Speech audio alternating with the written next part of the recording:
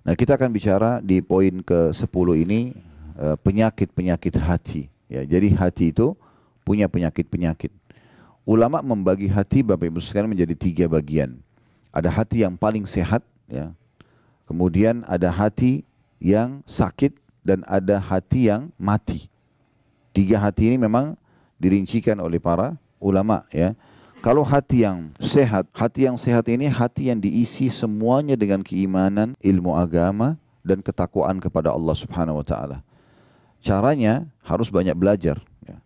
Dengan banyak belajar maka akhirnya hati kita itu selalu menjadi lunak, tunduk kepada Allah Subhanahu wa taala, bisa menerima takdir Allah, bisa memahami tentang fenomena kehidupan ini.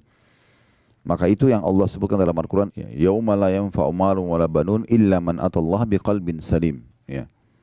Pada hari kiamat nanti, harta dan anak-anak itu tidak akan pernah berguna lagi, bisa menolong kita, ya, kecuali dia selamatkan dirinya dulu, kalau lebih amalnya baru bisa membantu. Kecuali, kata Allah SWT, orang yang menghadap kepada Allah dengan hati yang bersih. Nah, hati yang bersih ini, ulama menjelaskan tentang masalah hati yang bersih itu. Hati yang berisikan dengan tauhid kepada Allah SWT, itu nomor 1 dulu. Selalu saja dalam hatinya cuma ada satu Tuhan. Dia yakin kalau dia sedang sehat, sedang ada nikmat yang ciptakan dia Allah, yang ciptakan nikmat itu Allah, yang bisa pertahankan hanya Allah. Kalau sedang ada ujian, dia sakit misalnya, atau ada gangguan, dia yakin yang ciptakan dia Allah, yang ciptakan masalah itu Allah, yang bisa memberikan solusi hanya Allah. Sehingga hatinya penuh dengan ketakwaan kepada Allah SWT dan dia tauhidkan hatinya. Ya, kayak ini butuh banyak sekali belajar agama dan berharap agar Allah Subhanahu wa taala menambahkan keimanan dalam hatinya. Saya pernah jelaskan dan saya ingatkan kembali, ilmu syar'i yang Bapak Ibu belajar ini seperti duduk seperti sini 1 jam, 2 jam dengarin atau dengarin online kalau kita sekarang, itu pondasi keimanan. Tidak bisa iman kita itu ada dalam hati yang membuat kita bisa menerima takdir Allah, kita bisa bersabar kalau ada ujian, kita bisa bersyukur kalau ada nikmat, kecuali dia harus ada imannya.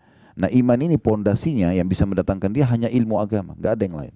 Duduk majelis ilmu begini nanti akan datang keimanan. Iman itu kalau sudah ada di atasnya ilmu syar'i, karena pondasinya kuat dari ilmu syar'i, maka dia akan bisa mengubah apa saja. Orang buruk menjadi baik, orang bodoh menjadi pintar, orang penakut jadi pemberani, orang pelit jadi dermawan, semua bisa berubah. Maka ini dimaksud dengan hati yang baik, ya. Hati yang suci, hati yang bersih.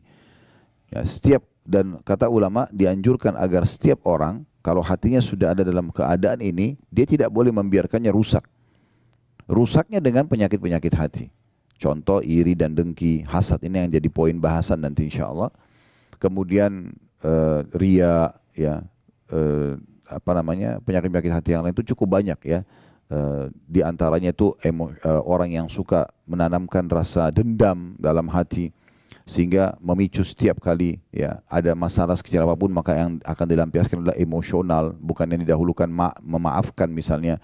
Sementara hati yang luluh itu, hati yang baik adalah hati selain mentauhidkan Allah, bertakwa kepada Allah SWT, hati yang penuh dengan amalan-amalan baik dalam hati. Amalan hati itu ikhlas, takwa kepada Allah, kemudian memaafkan orang lain, ridho dengan takdir Allah. Itu yang harus didahulukan. Jadi kalau orang isi hatinya dengan hal-hal yang baik, maka hatinya akan menjadi hati yang sehat sebagaimana Allah SWT sebutkan tadi. Kemudian ada hati yang sebaliknya, hati yang mati. Hati yang mati ini, teman-teman sekalian, jauh sekali dari Allah SWT. Tidak pernah ada zikrullah di situ, tidak pernah ada mentauhidkan Allah, tidak ada amalan-amalan hati, ikhlas, takwa kepada Allah, gitu kan. Tidak ada sama sekali. Hati yang seperti ini, kata ulama, gampang sekali. Antara Ibnu Qayyim rahimahullah mengatakan, gampang sekali jauh dari agama, gampang sekali putus asa. Kita mungkin lihat, ya, berapa orang atau banyak contoh-contoh orang yang tidak ada, hatinya mati, tidak ada keimanan dalam hatinya, walaupun jasadnya sempurna, orangnya tampan, cantik, kaya, ujungnya bunuh diri misalnya. Ya, ujungnya itu malah berbuat hal-hal yang tidak baik dalam kehidupan dia. Dan gampang sekali, sedikit ujian datang dia tidak bisa melewati ujian tersebut. Ini hatinya mati. Kenapa teman-teman kita di Palestina masih bisa melalui kehidupan padahal sudah seperti ini? Itu karena hatinya hidup mereka. Jawaban-jawaban mereka yang tersebar di medsos itu luar biasa itu. Saya lihat ada satu orang kakek yang sudah tua, rambutnya putih semua. Dia berdiri dekat rumahnya yang sudah hancur. Ditanya, seorang disengaja diwawancarai Tapi orang ini juga bukan seorang wartawan, hanya sekedar orang yang kebetulan ingin tahu tentang kondisi menyebarkan berita pada saat itu. Ditanya, bagaimana keadaan anda sekarang? Dia bilang, alhamdulillah saya masih hidup. Ini di sebelah rumahnya yang hancur, dan ternyata di rumah situlah rubuh bangunan tersebut kena dibom oleh Israel. Ya, semoga Allah hancurkan mereka, karena ini memang perbuatan yang sangat keji. Istrinya dan anaknya meninggal di situ. Semua harta dia tertimbun, hancur semua, toko dia yang dia dagang situ habis. Dia bilang, alhamdulillah saya masih hidup. Kata orang itu, bagaimana anda melewatin semua ini? Dia bilang, alhamdulillah saya terima takdirnya Allah. Allah menginginkan seperti ini. Alhamdulillah istri sama anak saya sudah mendahului saya ke surga. Dan saya tinggal melalui sisa hidup saya saja. Saya pun berharap bisa mati bersama mereka. Ini jawaban seperti ini siapa yang bisa ucapkan kalau bukan karena hatinya dia bersih dan luar biasa. Terus kemudian ditanyakan lagi, lalu bagaimana anda hidup? Ditanya sama orang, bagaimana anda hidup sekarang? Tidak ada harta, tidak ada keluarga, di sini ada bom, tidurnya di luar. Dia bilang, saya yakin Allah sudah menentukan rezeki saya. Akan sampai rezeki saya, sampai saya nanti akan meninggal dunia. Gak mungkin rezeki saya tidak sampai kepada saya. Dengan begitu yakin, sambil dia senyum lalu dia jalan Bapak itu. Ya. Itu luar biasa itu. Kalau hatinya gak hidup gak bakal bisa seperti itu. Ya. Jadi ulama juga merincikan teman-teman sekalian. Kalau hati itu kuat, sehat, ya, walaupun jasadnya kecil, mungkin secara fisik orang lihat kasat mata kayaknya mungkin dia kurang di mata manusia lah. Tapi kalau hatinya dipenuhi dengan keimanan dan sehat, maka semua akan kuat, luar biasa. Kalau pernah dengar nama ini, alhamdulillah. Kalau belum pernah dengar, nama ini nama unik, nama sahabat Julaibib radhiyallahu anhu. Julaibib ini sosok orang yang terkenal sekali, orangnya fisiknya sangat kecil, tampan wajahnya sangat jelek. Begitu dijelaskan kalau Bapak Ibu baca biografi beliau, ya sampai dikenal dengan buruk wajah di masa Nabi SAW. Tapi subhanallah hatinya luar biasa, bersih, ya hatinya kuat, ya penuh dengan keimanan kepada Allah SWT. Satu waktu Nabi SAW melihat dia, lalu Nabi SAW mengatakan, "Wahai Julaibib, saya lihat kamu sudah pantas untuk menikah. Kenapa kau enggak nikah?" Dia bilang dalam riwayat sahih, ini pernah kami bedah di YouTube ya. Ya Rasulullah, bagaimana saya mau nikah? Siapa yang mau nikah dengan saya? Saya tahu keadaan saya. Tahu wajah beliau buruk, fisik beliau sangat kecil. Maksudnya kecil sini bukan normal gitu ya. Sesuatu yang orang lihat pasti kurang gitu. Maka Nabi SAW mengatakan, saya akan nikahkan kamu insya Allah. Ikutlah sama saya. Ikut. Nabi SAW datangi rumah seorang dari orang Ansar, yang memang hati mereka juga hati yang diisi dengan keimanan. Terkenal memiliki seorang anak gadis yang cantik dan salihah. Maka Nabi SAW bilang, setelah salam mereka kaget lihat Nabi datang, mereka sambut dengan meriah. Lalu kata Nabi SAW, setelah salam kami punya hajat dengan kalian. Bahasa ini biasanya orang di masa itu menggunakan bahasa santun kalau ingin melamar. Kami punya hajat dengan kalian, maksudnya kami ingin menikah gitu. Mereka dengan sangat gembira, selamat datang ya Rasulullah, karena mereka pikir Rasulullah akan nikah dengan anak mereka. Kata Nabi SAW, bukan buat saya, tapi buat Julaibib. Begitu menyebut Julaibib, oh Julaibib terkenal di Madinah, ya tampangnya buruk segala macam. Maka mereka mengatakan, kalau Julaibib kami akan tanya anak kami dulu. Karena anak perempuannya lagi ada di dalam. Subhanallah, anak perempuan ini dengar. Maka dari belakang dinding kamarnya, perempuan itu, anak perempuan mengatakan, wahai ayah dan ibuku, apakah kalian berani untuk menolak lamaran Nabi SAW? Ini lamaran Nabi. Terima lamaran dan nikahkan saya sama Julaibib yang telah Nabi pilih. Maka dinikahkan, subhanallah, perempuan ini sempurna secara fisik, nikah sama orang yang kurang. Apa yang terjadi? Baru berapa bulan saja, berapa waktu mereka berjalan menikah, terjadi perang Uhud. Kemudian setelah itu, ya, Julaibib terbunuh mati syahid. Waktu ditemukan di medan perang, Julaibib itu orangnya sangat kecil fisiknya, tapi ditemukan dia mati syahid. Di sebelahnya ada 7 atau 8 orang kafir Quraisy yang terbunuh di tangan dia. Jadi bukan masalah fisik yang kuat, yang besar saja. Kalau tidak diikuti dengan hati yang sehat, nggak bisa. Tapi kalau hati yang sehat itu luar biasa. Dia bisa menguatkan orang, bisa melalui permasalahan-permasalahan hidup dengan mudah, bisa bersyukur dengan luar biasa gitu. Itu semua karena hati yang hidup. Berapa banyak orang teman-teman sekalian hanya dengan mendapatkan air dingin saja dia bisa meneteskan air mata karena lunak hatinya. Hatinya sehat. Tahu kalau ini nikmat besar. Apalagi kalau sudah nikmat-nikmat yang besar, dia bisa biologis yang halal, dia punya anak-anak, dia punya pekerjaan namanya harum. Oh, ini luar biasa ya.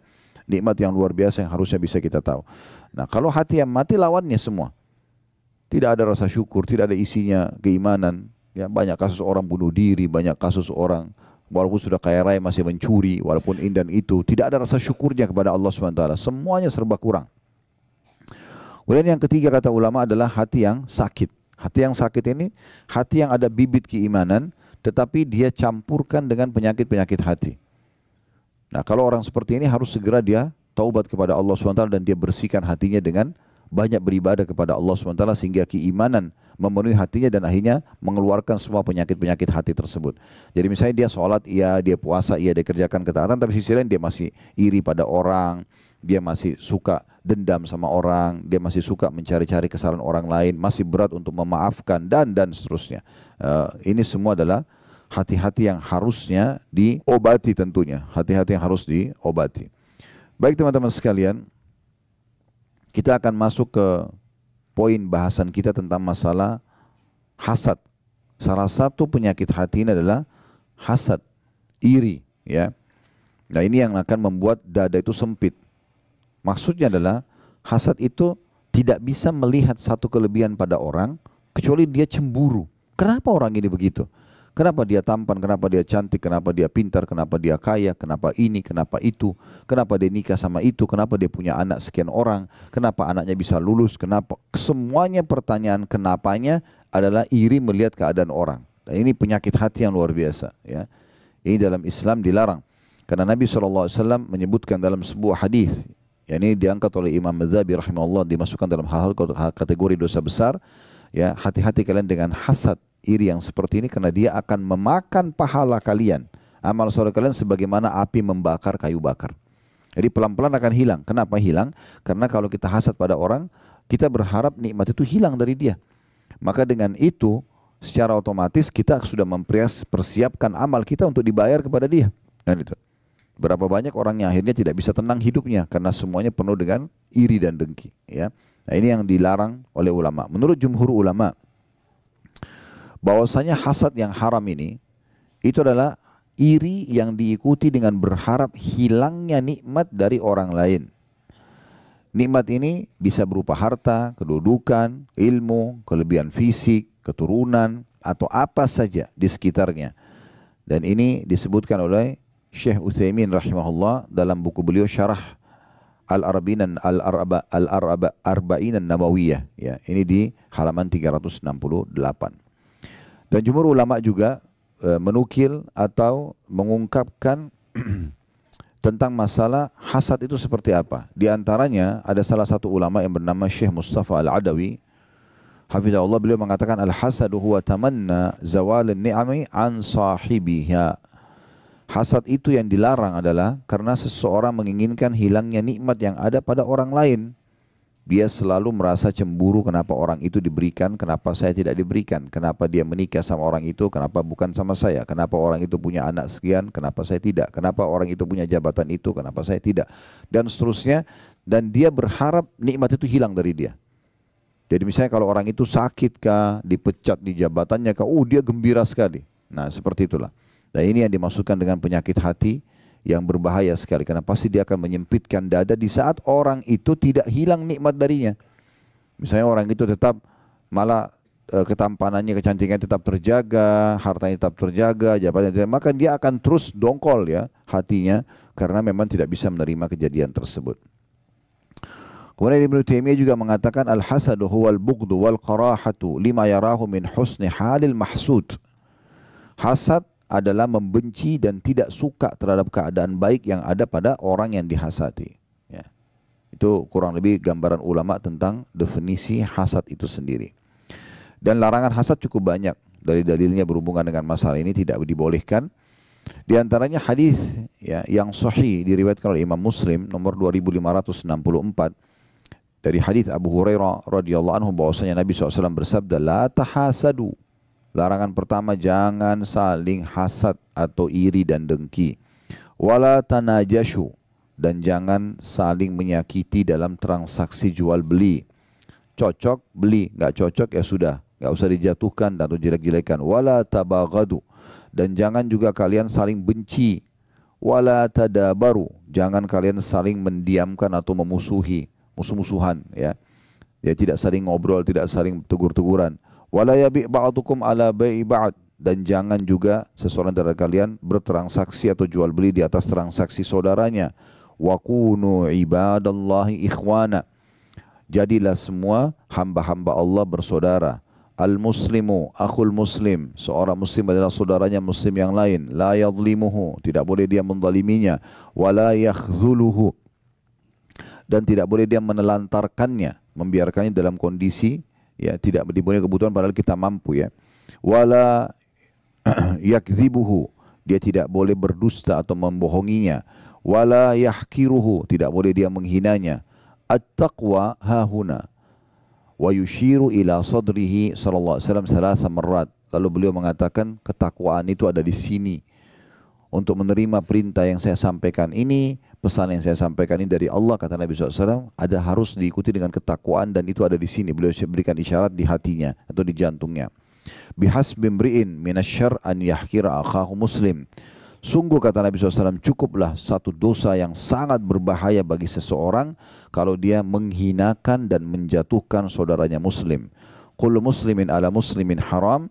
Semua muslim terhadap muslim yang lainnya hukumnya haram. Damuhu, darahnya enggak boleh tumpahkan. Wa maluhu, dan hartanya. Wa irduhu, dan juga kehormatannya. Hadis yang mulia ini teman-teman sekalian, itu luar biasa. Bagaimana banyak sekali pelajaran bisa kita ambil. Tapi yang uniknya, Nabi SAW memulai dengan kata-kata la tahasadu. Jangan kalian saling iri satu sama yang lain.